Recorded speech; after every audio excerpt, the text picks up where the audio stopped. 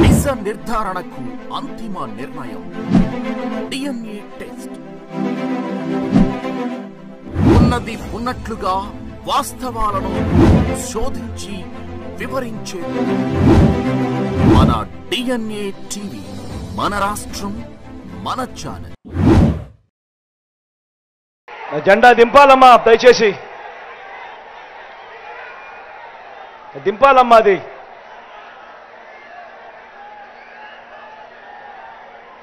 మరో 2 వారాల్లో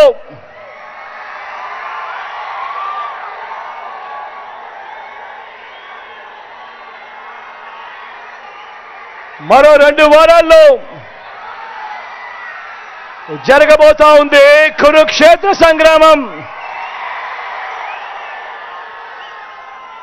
ఈ ఎన్నికలు జగన్ కు చంద్రబాబుకు మధ్య జరుగుతా ఉన్న యుద్ధం కాదు.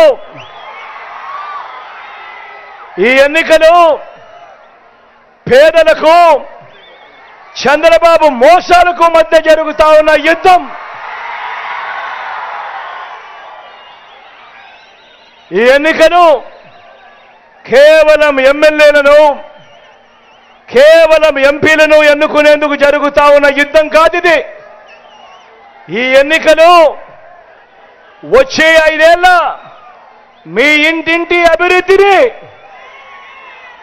పేదవాడి భవిష్యత్తుని నిర్ణయించబోయేది ఈ ఎన్నికలు అన్నది ప్రతి ఒక్కరూ కూడా గుర్తుపెట్టుకోమని సవినయంగా మీ అందరితో కూడా కోరుతా ఉన్నా.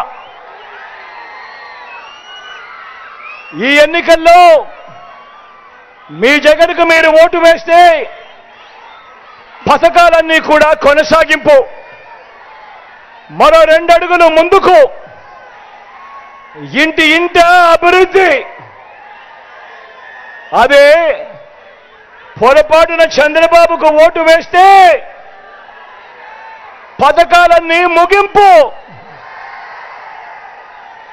మళ్ళీ మోసపోవటమే. ఇదే బాబు గత చరిత్ర చెప్తా ఉన్న సత్యం. ఇదే సాధ్యం కాని హామీలతో తాను మొన్న రిలీజ్ చేసిన మేనిఫెస్టోకు అర్థం. చంద్రబాబుకు ఓటు వేయడము అనంటే కొండ చిలువ నోటిలో తలకాయ పెట్టడమే అన్నది ప్రతి ఒక్కరూ కూడా గుర్తుపెట్టుకోమని మీ అందరితో కూడా ఈరోజు సవినయంగా కోరుతా ఉన్నాను.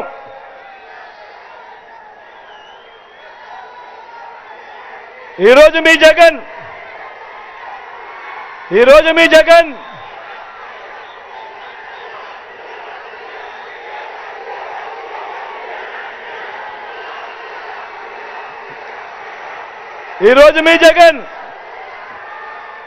పేదలు అని మాట్లాడుతూ ఉంటే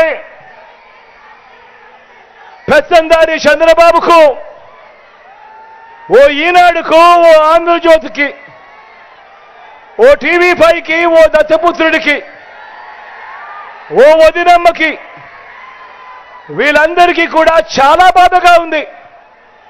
వీళ్ళందరికీ కూడా విపరీతంగా కోపం కూడా వస్తూ ఉంది.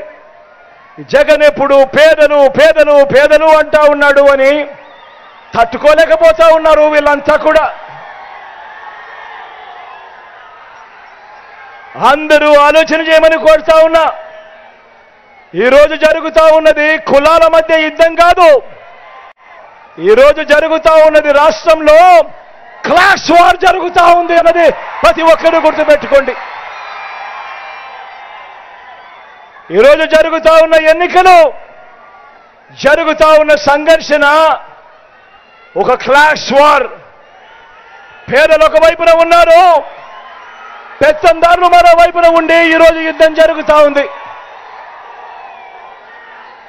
ఈ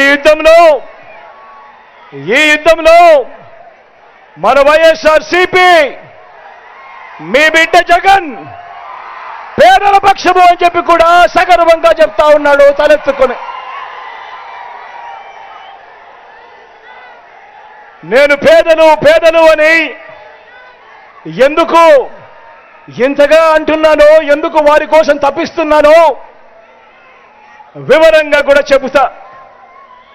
మన రాష్ట్రంలో తెల్ల రేషన్ కార్డులున్న కుటుంబాలు దాదాపుగా ఏకంగా 1,44,00,000 కుటుంబాలు.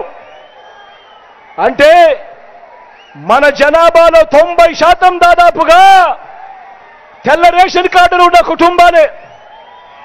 మరి నేను అడుగుతా ఉన్నాను,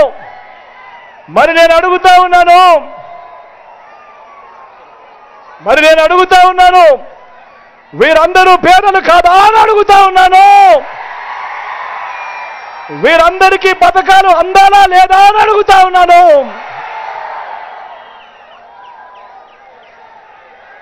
ఇవాళ వార్షిక ఆదాయం 5 లక్షల దాకా ఉన్నా కూడా ఆరోగ్యశ్రీ కార్డులు ఈరోజు ఇస్తా ఉన్నాం. ఈరోజు రాష్ట్రంలో ఆరోగ్యశ్రీ కార్డులు ఉన్న వాళ్ళు దాదాపుగా మన జనాభాలో 95% మందికి ఈరోజు ఆరోగ్యశ్రీ కార్డులు ఉన్నాయి.